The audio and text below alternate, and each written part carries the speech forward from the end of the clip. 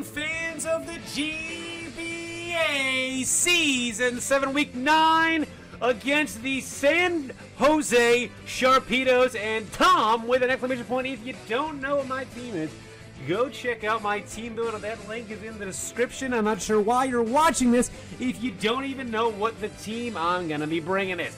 My opponent has a Zelf, Nidoqueen, Celesteela, Thunderous Therian, Gardevoir, and Doggo, good dog, 13 out of 10. Who's a good doggy? Who's a good doggy? Zygarde, 10%, Fenrir. So, when looking at his team, I figured his lead is probably going to be either one of three things. Thunderous, Nidoqueen to get rocks up, or a Zelf. If it's Thunderous or a Zelf, I can assume one of those is probably Scarf. Nidoqueen is probably bulky with, it's probably bulky with a choice Scarf. So I figured I'm going to lead with my Incineroar and kind of be able to take all three because of the fact that I am Assault Vested. So he does choose to lead with his Zelf here. I lead with Incineroar, and now I figured at this point, he actually might just predict me to go for a Fake Out, so I don't even have Fake Out. So I'm going to take the bold risk turn one, I'm going to stay in, and I'm going to click Darkest Lariat in case he just either goes for a Stealth Rock or completely switches out in the first place. So maybe something like a Celesteela, but I won't be able to hit both Celesteela and Zelf. So, in case he went for just the Stealth Rock. So that does a significant chunk.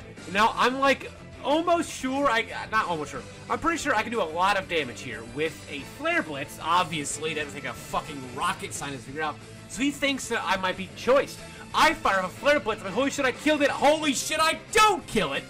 Because Lady Luck is not a fan of masked men. She likes to see the face. So he goes for Leech Seed. Now here, my first dilemma of the battle has taken place. This is what I assumed would follow suit.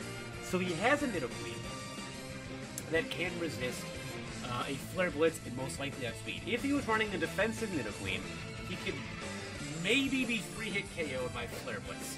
The fact he got Leech Seed up means he can switch out safely into Nidoqueen on this upcoming turn. I do a lot of damage to myself with the Flare Blitz recoil. He tanks a hit with Nidoqueen, and then he just gets back HP with the Leech Seed, allowing him. And if he's got Black Sludge. He's got Black Sludge. Then he can easily just shrug off the damage and take, in the end of it, maybe about 20 total %. I figured there's no way he was going to stay in with Celesteela because it's just going to die, and why would he stay in with Celesteela? That would make any sense. It still has has a job that it can do. It can take a hit later in the game. It could take a hit later in the game. It could possibly take a hit from, a physical coma. But fuck! Fuck Tom! Fuck Tom! Fuck Tom! Fuck Tom! Fuck Tom! Fuck Tom! Fuck Tom! Just stays in like it's absolutely nothing. Just stays in like it's nothing. And he goes for Earthquake. However, I don't understand what happened here. He just stayed in and had absolutely no reservations about it. So I figured, you know what? I got Starmie. I don't care what he does. I'm going to click Choice Specs Analytic Hydro Pump and murder whatever decides to have the gall and audacity to enter the same field as this Starmie. Gardevoir. Oh my god, I hope you enjoyed your time here in GBA Season 7 Week 10 because it's only going to last a few seconds. Something that I'm sure my girlfriend is already well aware of. Something that I'm sure Gardevoir's dead and we're not making any jokes about my Thunderous comes in. So I'm thinking it might be Scarf. So I switch out, he brought it in, and that screams Scarf to me. So I can, conclude he's Scarf. Now, he's going to Thunderbolt the Incineroar, and it is going to do just about 60-ish damage, right? So, he's going to Thunderbolt me again, and I'm going to die, which I guess I kind of had to die. But, this is where now another play happens. I go into Meloetta here, and bingo bango, Friezo Screeno. So, Meloetta's in, and so far I have no indication that he's not Scarf. He's got a Celesteela around, so my option this turn is, if he goes into Celesteela on a higher voice, that Celesteela is taking maybe 13% and will live, and then could possibly live another one. So at worst, he could kind of deduce again, I'm assuming that his Thunderous is Scarf here.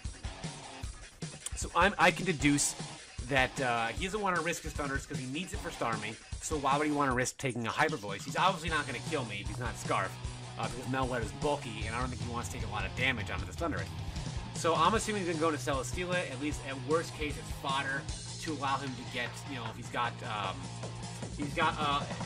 maybe go back into Thunderous and you know, pivot, use a dead Celesteela to pivot a Thunderous to Volt Switch out and get damage on while he get, you know, something of that nature.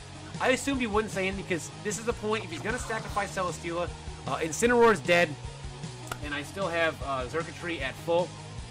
So unless you wanted to use Celesteela as a lure into Thunderous, I don't think it would work that well because the amount of HP Celesteela's at, it would die to an HP Ice from a modest Xurkitree anyway. So I figure this is the turn that he's been saving Celesteela for. He knows he can come in and tank Meloetta. So I am going to trick that Celesteela. Fuck! I'm not going to trick that Celesteela Choice Scarf because he's not switch out. In fact, he stays in. He wasn't scarfed at all. He played me like a fiddle that I enjoyed. Oh my god. U-turn didn't help at all the fact that I was all vested. And now he's got a Scarf Thunderous against my team. So fuck me really hard. Just fuck. Oh my god. Goes into his Elf, which I'm still unsure what its set is, and I want to find out. But he U-turns, and at this point, I didn't know what to do. If he U-turned, if you U-turn, then I don't want him to get initiative back in Thunderous. I figured worst case, I die and I get initiative based on what he wants to go into. And he chose Thunderous again. However, we still have Xurkitree, and Xurkitree in all of its infinite wisdom can just tank a hit from this thing all day, every day. So he's going to U-turn out here. And he's going to U-turn, and I'm going to choose to go for my Z Electric Terrain maneuver. As he goes into what I did not ever think in a million years would be Nidoqueen. He goes into Nidoqueen and Amon he knew I could not use an electric type attack against, which leads me to believe, you know what? This Nidoqueen might just be Scarfed. This might be the Scarf Mon he's got. He brings it in, but now with the +1, I can outspeed it because I crept it. So I'm just gonna, I got the plus speed, I got the electric terrain on there, so I feel pretty safe in going for a Hidden Power Ice here. I'm gonna do a significant fuck! Once again, Tom has ensnared me in his ruse. He has captured me in his trap, and his Yachiberry is gonna be fuck all. For fun fact, this Xurkitree was Shookaberry for like 95% of my planning, and then the very end I switched it up. But I got Starmie, which is nice because I wanted to get a reason to get Starmie in here, and however, Xurkitree dying was crucial. That was a sacrifice that I had to pick something, right? Because at that point I kind of knew I didn't want to switch Starmie. Now he can go into Celesteela. Knowing it can't, I guess, I don't know. Either way, Xurkitree there, I just wanted to get as much damage on the Nidoqueen as possible. I figured I'll do significant damage to it. I knew he had me when he went into it on Xurkitree, so I just kind of had to, you know, do the best I could. I didn't want Starmie taking damage. It was crucial. And I didn't want Como taking damage either. And I wanted to hopefully use Kartana, but I think Kartana in that spot would have been, if I went into Kartana on that Nidoqueen, that would have been a much, much better play. But I wanted to hang on to Kartana to see if I could set up on the Nidoqueen, but I didn't go into it in the first place. So I kind of had like a disconnect where I overvalued Kartana in that spot. And if I just went into Kartana on Xurkitree, I would have still probably thought he was Scarfed and not gone into. Well, I was seeing the item, so or life for, but yeah, I know he was a Scarf emblem, I guess. But essentially, I'm saying I messed up, and I probably should have gone into Kartana in that spot. But now we're Dragon Dancing, and I got weakness policy in this bad boy, so. Yeah, again, back to that, I know people in the comments, and a second Dragon Dance, like, holy shit, he's an Ice Beam and weakness policy up, and good to go. So, I'm gonna actually go ahead and pause here for 1 second. Yeah, I just want to just completely flesh out my mentality in that turn. I'm sure I'm gonna get comments saying, you should sacrifice Kartana. Because of the fact that he hasn't seen Kartana, and I had a Focus Sash, I was kind of using that as possibility to have an option to take out the Thunderous, because now the Thunderous was scarfed, it outspent everything that I had on the team. So knowing that I had a Sash, I kind of wanted to hang on to that safety blanket. But I also, I guess, could have used Circuitry, this Hidden Power Ice Spam, and I would have actually probably had a lot better decision making there. But I guess I valued Kartana more over Circuitry in that spot because Circuitry couldn't outspeed a lot, and I didn't want to waste the speed boost that I got because it couldn't outspeed a lot of things. You know, it's gonna not outspeed Zygarde, was not gonna outspeed Zelf, was not gonna outspeed Thundurus, and I figured if he wasn't Yachi, I could have done enough damage where I then could have gone into Kartana the next turn and killed it, and presumably had a Focus Sash with a Beast Boost, and allowed me to do significant damage to whatever he brought in next because of the fact that I had a Focus Sash. So the Yachi really boned me there. I overvalued Kartana, and I guess I just didn't see the Yachi coming. I figured if he was Scarf, I outsped him anyway, and he would do enough damage where Kartana could kill him. But he did not do enough damage where Kartana could kill it. That was what my thought process was there. I figured if I could Kartana kill it, I'd have a +1 attack Kartana with a Focus Sash, and I'm going to do hefty damage to whatever he brought in after that. So that is where my mind was there. But now we got 2 Dragonances up, and I'm really afraid of Sash Zelf here. If he Sash Zelf here, I'm in deep shit. This Earth Power does about 100, or does about 60 damage. So my main point here was I really was afraid of a Zelf. If he was Sash Zelf, I lose no matter what. So, he goes down with a Doggo. Now, this was a huge turn for me. I thought I racked my brain. I knew I could not outspeed Thunder at that juncture. I knew that. He does not know that. So, if he is Adamant Life Orb Zygarde, I cannot take 2 of the extreme speeds. I just cannot take 2.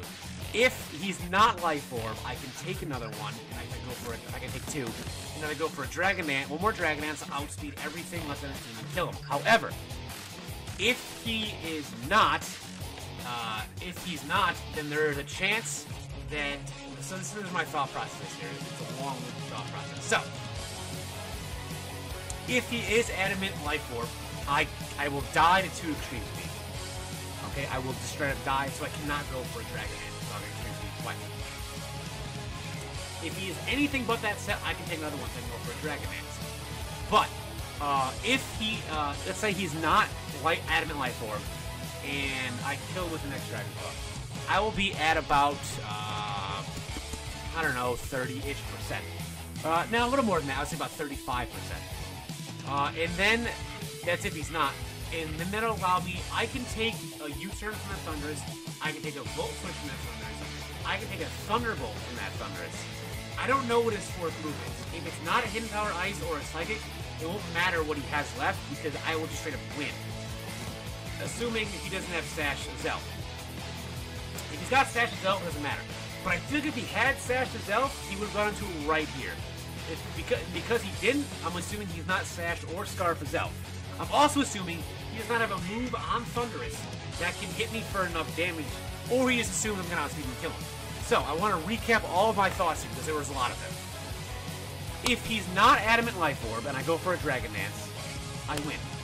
That's it. I win. If he is Adamant Life Orb, and I go for Dragonance, I lose. If he's not Adamant Life Orb, and I kill him here, I can win on the chance he does not have Hidden Power Ice or Psychic as his last move on Thundurus, which he may, but I have seen U-turn, so I don't know what he might. I mean, I assume he might have one for something like, you know, for the Coma, but he might have Hidden Power Grass for a possible Swampert. So you see my dilemma. So I choose fuck it. I have to attack him. Worst case, you know, because if I go for Dragonance here, so now we're gonna find out if I'm right or wrong. So that, look at that. Look how that does. That puts me at like 30-ish%, and he's dead. So he was not Adamant Life Orb, which means I could have gone for one more Dragonance. However, I need to hope and pray he does not have Psychic or Hidden Power Ice on this, and I win if he does not. I had rationales. I had rationales for all of my plays. I wanted to get a Beast Boost with Kartana. That's why I said Circuitry. if he didn't have those moves, because I thought he might have had a hidden power grass for a Swampert, but in the end, the fact that I gave him a Scarf is what it's probably going to cost me here. If I did not trick him the Choice Scarf, there's no way he would have won that game in the slightest, because I would have just straight up killed him with a +2 Dragon Claw, and but I gave him a Scarf. Things didn't go my way, and he's going to go into Raigeki, and this is going to be the end. So, I had a lot of chances to win if I made different plays, but I think I had solid rationale for the plays I did make. And if I didn't trick him a Choice Scarf, I thought he was going to sell and steal up. But either way, I'm sure some of you guys are going to tell me why I'm the worst battler in the world and why I'm wrong in the comments, so feel free to do that. Either way, I will see you guys next week, because this train doesn't stop. It doesn't matter that we're legitimately 1-9. This train doesn't stop. We keep trying. It's the way it is. We'll see you guys next time. Good night. Man, oh man, this thing is fantastic. I had no idea virtual reality could be so real, but I simulated almost an entire league season. I feel like I was there the whole time. That's absolutely crazy. This technology is fantastic. And you guys didn't think I'm actually going to lose all these games, right? Come on now. Seriously.